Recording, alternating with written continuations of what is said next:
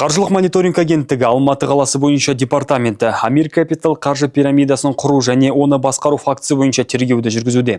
Өзінің халықаралық инвестициялық қор ретінде таныстырған компания 3 жыл бойы Қазақстан, Беларусь, Ресей және Қырғызстан азаматтарынан криптовалюта саудасы, майнинг және түрлі жобаларға инвестициялау арқылы 5-10% мөлшерінде табыс табу уәдесімен қаржы тартқан. Инвесторлар компанияның ресми сайты арқылы жолданған рефералды сілтеме бойынша тіркелген. Жеке кабинеттерді толтыру криптовалюта түрінде Амир Валет әмияны арқылы жүзеге асқан.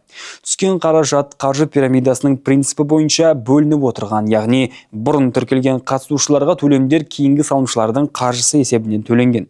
Нәтижесінде аталған пирамидаға 40-тан астам адам тартылған. 2021 жылдың соңында салымшылардың Амир Capital платформасындағы жеке кабинеттерінен қаражат шығару мүмкіндігі шектелген. Ұйымдастырушылар бұл жағдайда техникалық ақаумен түсіндіріп, төлемдерді қайта бастауға уәде бергенмен қаражатқа қол жеткізу мүмкіндігі қалпына келтірілмеген. Сот санкциясымен құны 10 миллион ақш долларынан асатын криптоактивтермен Алматы облысындағы жер теліміне тыйым салынды. Күдіктілердің бірі 2 айға қамауға алынды. Тергеу жалғасуда. Қазақстан Республикасы қылмыстық процессуалдық кодексінің 201 бабына сәйкес өзге ақпарат жария етілмейді.